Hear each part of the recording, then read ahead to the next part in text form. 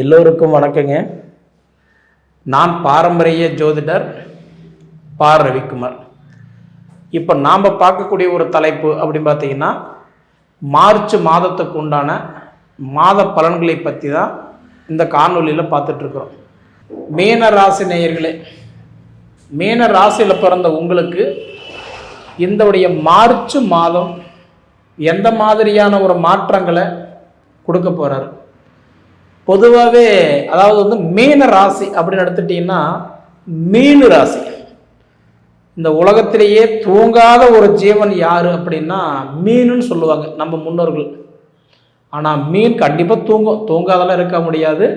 அந்த மாதிரி ஏதாவது ஒன்று சிந்திச்சுக்கிட்டே இருக்கக்கூடிய ராசி மீன ராசி தான்.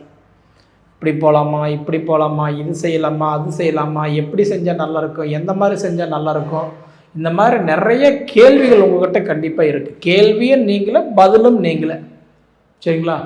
அப்போ உங்களுடைய ராசியாதிபதி குரு பகவான் 82 டிகிரியில் மிதுன ராசியில் தன்னோட சொந்த நட்சத்திரத்தில், புனர்பூச நட்சத்திரம் 1ஆம் பாதத்தில் சொந்த நட்சத்திரத்திலேயே இன்னைக்கு மிதுன ராசியில் உட்காந்துருக்கிறார். தன்னோட சொந்த சாரை வாங்கி உட்காந்துருக்கக்கூடிய உங்களுடைய ராசிநாதன் குரு பகவான் கண்டிப்பாக உங்களுக்கு இந்த வரக்கூடிய மார்ச் 11ஆம் தேதிக்கு மேலே உங்களுக்கு பொன்னும் பொருளும் பேரும் புகழும் வாங்கி கொடுத்துருவாரு. நீங்கள் பயப்பட வேண்டாம். அதாவது 2 விஷயத்தை நான் சொல்லிடுறேன். ஒன்று, உங்கள் ராசிக்கு அதிபதியாவது நல்லா இருக்கணும். உங்கள் ராசிக்கு அதிபதி வக்கரத்தில் போயிட்டார் 2.5 மாதம். அதனால நிறைய மன உளைச்சல், எதை செய்ய முடியாமல் நிலைமையில் இருக்கிறீங்க. சரிங்களா? அந்த வக்கரம் இந்த மார்ச் 11ஆம் தேதி நிவர்த்தி அடைகிறார். அதுக்கு மேலே தான் உங்களுக்கு அவர் கண்டிப்பாக நல்லது பண்ணுவார். ஒன்று, ஒரு உதாரணம் சொல்கிறேன். நீங்கள் ஒரு பெண்ணாக இருக்கிறீங்கன்னு வச்சுக்கோங்களேன். ஒன்று வீட்டுக்கார பலம் இருக்கணும், இல்லைன்னா உங்களுடைய பெத்த பிள்ளையோட பலமாக இருக்கணும். 2 பலம் இல்லைன்னா நீங்களே கையூனி கரணம் போட்டு தான் மேலே வரணும். ஒரு ஆண்களாக இருந்தாலும் அதே தான். ஒன்று அப்பா அம்மாவுடைய பலம் இருக்கணும், இல்லை பிள்ளைங்களோட பலம் இருக்கணும். அப்போ உங்கள் ராசியாதிக்கு அதிபதி யாருன்னா உங்கள் ராசிக்கு அதிபதி குரு தான். அந்த குரு வக்கரத்தில் போனதுனால இது ஒரு 2.5 மாதமாக உங்களுக்கு கஷ்டம். உங்கள் ராசிக்கு வந்த சனி பகவானாவது நல்லா இருக்கணும். அவரும் பார்த்தீங்கன்னா இப்போ 7.5 சனி பிடிச்சிக்கிட்டு உங்களுக்கு சிரமப்படுத்துறாரு. உங்கள் வீட்டில் உட்காந்த சனி பகவானும் 7.5 சனியாக இருக்கிறாரு. உங்கள் வீட்டுக்கு அதிபதினு சொல்லக்கூடிய குரு பகவானும் வக்கரத்தில் போயிட்டார். அப்போ நீங்கள் எப்படி இருக்க முடியும்? கிணத்துல போட்ட கல் மாதிரி கிடக்குறீங்க. கல்லோட அரிசி வாயில் போட்டுக்கிட்டு துப்புனா அரிசி போகுது, முழுங்குனா கல் போகுது, மெல்லனா பல்லு போகுது. அந்த நிலைமை தான். ஏன்னா உங்களுக்கு இருந்தது 2 வாய்ப்பு தான். உங்கள் ராசிக்கு வந்த சனி பகவானும் ஜென்மச்சனியை பிடிச்சிட்டார். உங்களுடைய ராசியாதிபதி குரு பகவானும் வக்கரத்துக்கு போயிட்டார். இதனால பார்த்தீங்கன்னா ரொம்ப மன உளைச்சல் இருக்கிறீங்க. கொடுத்த காசு வாங்க முடியாமல், வாங்கின கடனை கட்ட முடியாமல், வெச்ச பணம் அதாவது ஊரில் திருப்ப முடியாமல், வீடு ஃபுல்லாக காசு இருந்த காலம் போய் வீட்டில் இப்போ 4 காசு எங்கே இருக்குமோ அந்த மாதிரி நிலைமையில தான் இருக்கிறீங்க. இதில் வண்டி வாகனம் மோட்டார் தொழிலில் இருக்கிறவங்களுக்கெல்லாம் இந்த ஜென்மச்சனி எப்போ பிடிச்சதோ அன்னையிலிருந்து வண்டி வாகனத்தில் நஷ்டம். ஒன்று இழந்திருப்பீங்க, இல்லை விற்றுட்டு வந்திருப்பீங்க, இல்லை வாங்காத கடனுக்கு வண்டி கட்டுற மாதிரி கஷ்டப்பட்டுட்டு இருப்பீங்க. சொந்த பிஸ்னஸ் பண்ணிட்டு இருக்கிறவங்களுக்கெல்லாம் பார்த்தீங்கன்னா இன்னைக்கு வேலை செய்கிறவங்கள நீங்கள் ராஜா மாதிரி பார்த்துக்கிட்டாலும், ஆனால் நீங்கள் இன்னைக்கு பார்த்தோன்னா ஒரு லேபர் மாதிரி தான் இருக்கக்கூடிய நிலைமை. நீங்கள் மற்றவங்களுக்கெல்லாம் ஹெல்ப் பண்ணுறீங்க, ஓடி ஓடி உதவி பண்ணுறீங்க. உங்கள் நிலைமை இன்னைக்கு உங்களுக்கு நல்லா இல்லையே. ஆனால் இருந்தாலும் இதுக்கு காலம் பதில் சொல்லும் அப்படின்ற மாதிரி ஒன்றும் இல்லை. மார்ச் மாதம் 11ஆம் தேதி குரு வக்கரம் நிவர்த்தி ஆகிறாரு. அதுக்கு மேலே தான் உங்களுக்கு சூப்பராக இருக்கும். ஏன்னா உங்கள் ராசி அதிபதி குரு பகவான் வக்கர நிவர்த்தி அடைஞ்சிட்டாருன்னா அப்போ தான் உங்கள் ராசிக்கு அதிபதி குரு பகவான் வேலை செய்ய ஆரம்பிப்பார். அப்போ தான் உங்களுக்கு ஃபேவராக இருக்கும்.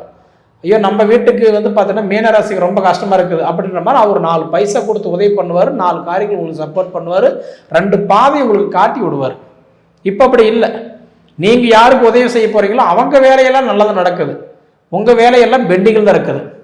பொறுமையாக இருங்க, பார்த்துக்கலாம். உங்களுக்கு ஒரு வெள்ளை சட்டையில் பட்ட கரும்புள்ளி மாதிரி இருக்கிற ஒரே ஒரு விஷயம் என்னென்னா 7.5 சனி. அதுலேயும் ஜென்மச்சனி இருக்கிறதுலேயே மோசமான சனி. அதை மட்டும் கொஞ்சம் போகட்டும், பார்த்துக்கலாம். சரிங்களா?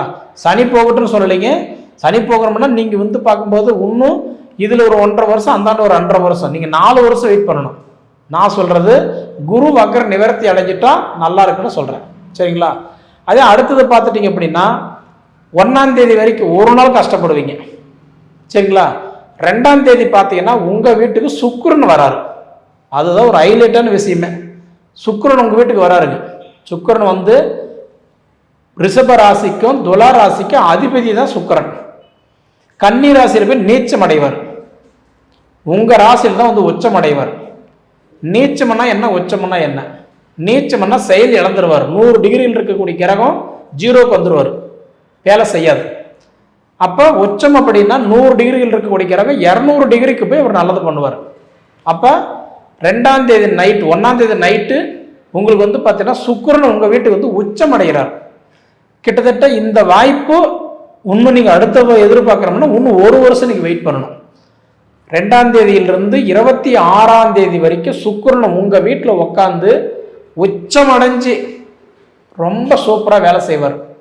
இதனால் பார்த்தீங்கன்னா இந்த அசையா சொத்துக்கள் வாங்குறது, இடம் கிரையம் பண்ணுறது, வீடு ஆல்ட்ரேஷன் பண்ணுறது, வெளிநாடு போகிறது, அதாவது வந்து சொந்த முயற்சியில் ஒரு காரியம் செய்கிறது, இது எல்லாமே உங்களுக்கு வந்து 2ஆம் தேதியிலிருந்து உங்களுக்கு சூப்பராக வேலை செய்ய ஆரம்பிச்சிடும்.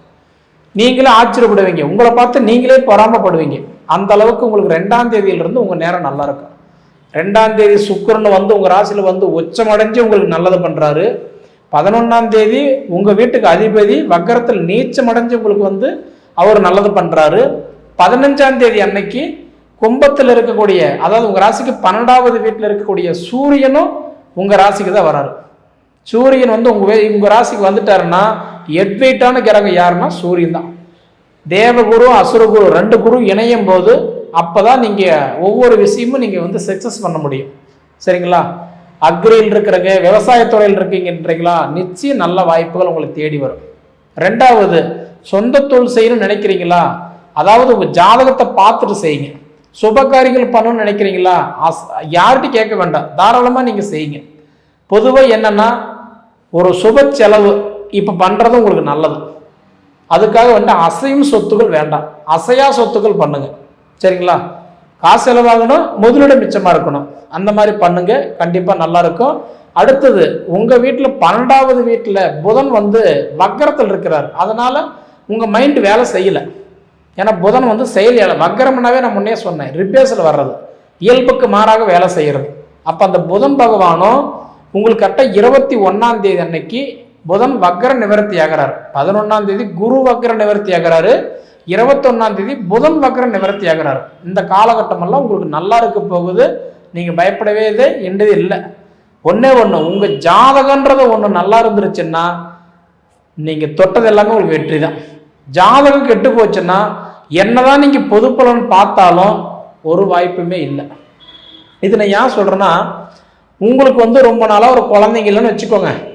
குழந்தை பிறந்தா நீங்கள் ஒரு முருகர் பக்தர், முருகன் பேர் வைக்கணும், சரவணன் பேர் வைக்கணும்ன்ட்டு ஒரு கன்ஃபார்ம் பண்ணி முடிவு பண்ணி வச்சிருக்கும் போது அந்த குழந்தை ரான்ற எழுத்துல குழந்தை பிறந்திருந்தா, அதாவது ரா ரீ ரூ ரே ரோ ரை அப்படி குழந்தை பிறந்திருந்தா நீங்கள் என்ன பேர் வைப்பீங்க? முருகன்ற பேர் தான் வைப்பீங்க. அப்போ ஜாதகத்தைப்படியே பேர் வச்சா அது உங்களுக்கு 100% பேசும். நம்ம இஷ்டத்துக்காக ஒரு பேர் வச்சுக்கிட்டா அது நமக்கு 100% பொது பலன்களில் பொருந்துமா? யோசிங்க, பொருந்தாது. சரிங்களா? அதனால நான் என்ன சொல்ல வரேன்னா, எப்பயுமே ஒரு விஷயம், விதி வேற, சதி வேற, மதி வேற. விதின்றது கடவுள் கொடுத்தது. நீங்க ஒரு நட்சத்திரத்தில் பிறந்தீங்கன்னா அந்த நட்சத்திரத்துக்கு அந்த ராசிக்கு அதனுடைய அடிப்படையில் தான் உங்களுக்கு நல்லது நடக்கும். சரிங்களா? எனக்கு பிறந்த தேதி தெரியாதுங்க, நேரம் தெரியாதுங்க அப்படின்னு சொல்லி விட்டுட்டீங்கன்னா நீங்களா உங்களோட பேருக்கு வந்து அதை வச்சு பார்க்கறது அந்தளவுக்கு பொருந்துமான்னு கேட்டால் பொருந்தாது. இது வந்து விதி மாற்ற முடியாது. சதின்னா நம்மளை சுற்றி இருக்கக்கூடிய மனசாக்கள் யாராவது நமக்கு கெடுதல் பண்ணிட்டு இருந்தா நாம் ஒன்றும் பண்ண முடியாது. சரிங்களா? நம்ம இடம் மாற்றி உட்காரணும், இல்லை அதுக்கு தகுந்த வழிமுறைகளை தேடிக்கணும். மதியம்னா என்ன? நம்ம நேரம் சரியில்லைன்னா நம்ம கொஞ்சம் கவனமாக போகணும். நீர், நெருப்பு, எண்ணெய், தண்ணி, வண்டி, வாகனம் கொஞ்சம் கவனமாக இருக்கு. சரிங்களா? இது மதி. நாமளா போய் ஒரு விஷயத்தில் விழுந்துட்டா அதுக்கு அடுத்தவங்க என்ன பண்ணுவாங்க? அது நல்லது எது, கெட்டது எது புரிஞ்சு நடத்த கற்றுக்கோங்க. நிச்சயமாக உங்கள் வாழ்க்கை நல்லா இருக்குன்னு சொல்கிறேன். சரிங்களா? இதையெல்லாம் தாண்டி பார்த்தா நான் சொன்னது 4 டேட்டு கணக்கு வச்சுக்கோங்க. முதல்ல பார்த்தீங்கன்னா, அதாவது மார்ச் 2ஆம் தேதியிலிருந்து உங்கள் வீட்டுக்கு வர சுக்கிரன் உங்களுக்கு ஃபேவராக நல்லதை பண்ணுவார். அடுத்தது 11ஆம் தேதி உங்கள் வீட்டுக்கு அதிபதி குரு பகவான் வக்ர நிவர்த்தி ஆகிறது உங்களுக்கு நல்லா சப்போர்ட் பண்ணுவார். 3வது அதாவதுன்றது பார்க்கும்போது 12ஆம் வீட்டில் இருக்கக்கூடிய இன்னைக்கு அதாவதுன்றது 12ஆம் வீட்டில் இருக்கக்கூடிய புதன் வக்ரம் நிவர்த்தி 21ஆம் தேதி ஆகிறாரு. அதுக்கு மேலே கொஞ்சம் நல்லா இருக்கும். 15ஆம் தேதி அன்னைக்கு சூரியன் உங்கள் வீட்டுக்கு நல்லது பண்ணுறாரு. இது எல்லாம் நான் ஏன் சொல்கிறேன்னா, எடுத்த உடனே ஒரேடியாக உங்களுக்கு பலன் நல்லா கொடுத்துட்றாரு. சரிங்களா?